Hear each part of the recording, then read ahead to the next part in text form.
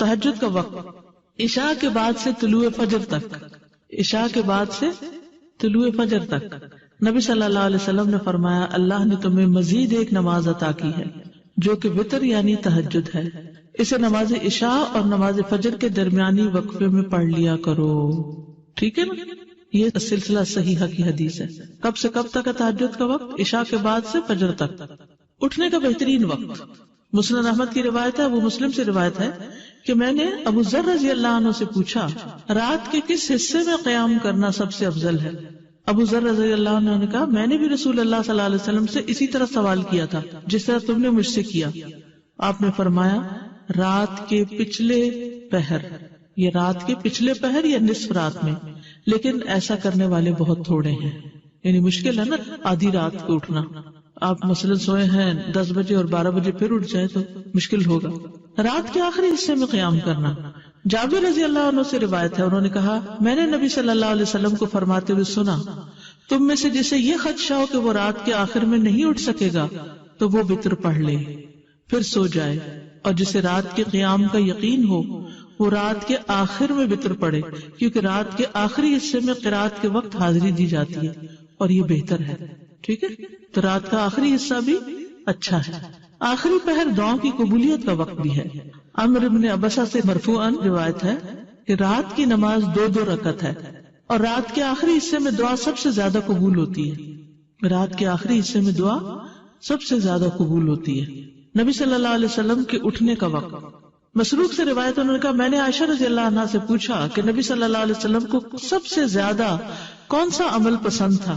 انہوں نے فرمایا وہ عمل جو ہمیشہ ہوتا رہے. میں نے کہا آپ رات کو کب اٹھتے تھے؟ انہوں نے فرمایا جب مرغ کی آواز سنتے تو اٹھ جاتے.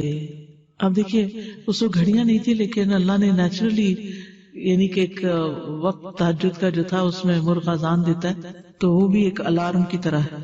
آپ کو پتہ ہے کراچی کا تو کچھ نہ پوچھے، اس لیے کہ فرسٹ ٹائم کراچی میں میرے ساتھ یہ ایکسپیرینس ہوا کہ رات کے وقت کبے بول رہے، رات کے وقت کبے بول رہے تھے.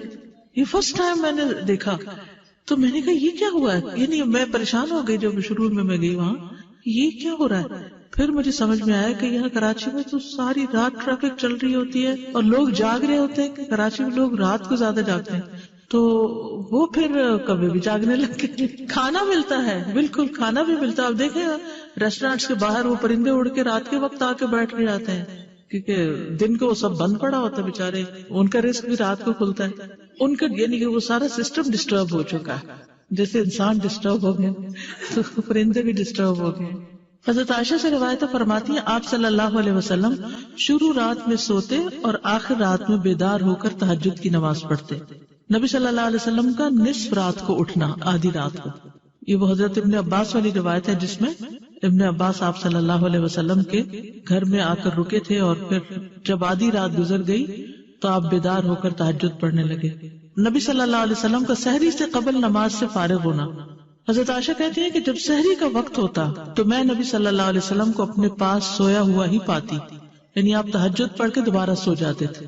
حضرت عائشہ سے روایت بیان کرتی ہیں کہ بلا شبہ اللہ عز و جل رسول اللہ صلی اللہ علیہ وسلم کو رات میں جگا دیتے، چنانچہ صبح نہ ہو پاتی کہ آپ اپنے معمول کی عبادت سے فارغ ہو چکے ہوتے تھے.